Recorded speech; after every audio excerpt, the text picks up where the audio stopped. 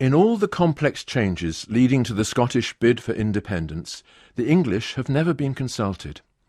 The process has been conducted as though we had no right to an opinion in the matter. It was all about Scotland and how to respond to Scottish nationalism.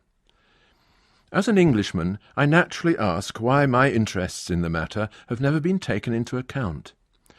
When the Czechs and the Slovaks achieved their amicable divorce, it was by mutual agreement between elected politicians. What is so different about Scotland that it decides everything for itself? It can be said that the Scots are still reeling from the effect of Margaret Thatcher's radical economic policies and her introduction of the poll tax.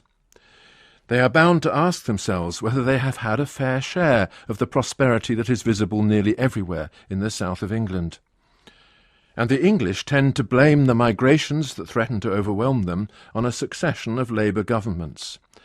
By allowing mass immigration into England and refusing to confront the European Union's commitment to the free movement of peoples, the governments of Blair and Brown seriously undermined the English sense of identity. At the same time, through the creation of a Scottish Parliament, they gave a new identity to the Scots. The effect of the Scottish Parliament, however, was not only to ensure that the Scots would govern themselves, but also to make it more likely that they would continue to govern the English. The Labour Party did not want to lose those Scottish MPs, since it was thanks to them and to the Scottish vote that the Labour Party had achieved such a large majority in Westminster. Scots were disproportionately represented in the cabinets of both Blair and Brown. Tony Blair owed his position in the Labour hierarchy in part to the networks that had grown in that country. Elections to the Scottish Parliament show that the Scots have shifted their allegiance from Labour to the SNP, but they still want the English to be governed by the Labour Party. Hence they vote to place Labour politicians, whom they don't particularly want at home, in Westminster.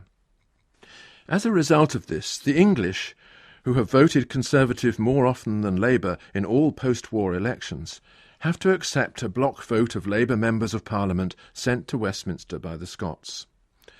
The process that brought this about was one in which the Scots themselves were given the final say, in a referendum from which the English were excluded.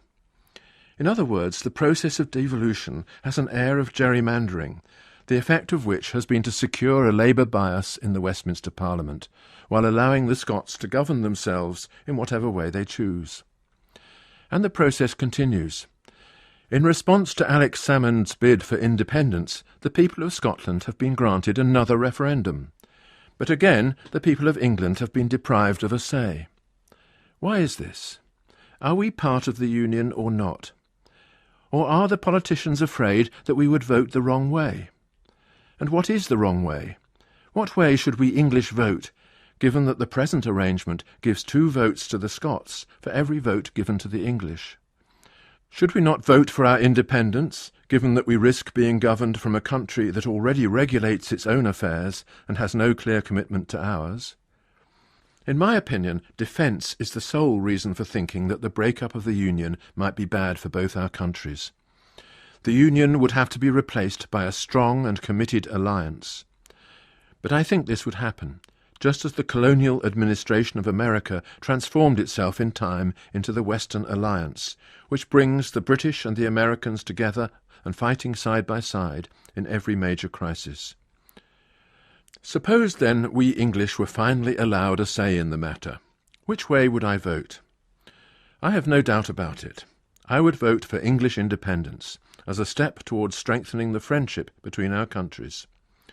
It was thanks to independence that the Americans were able at last to confess to their attachment to the old country, and to come to our aid in 2 world wars.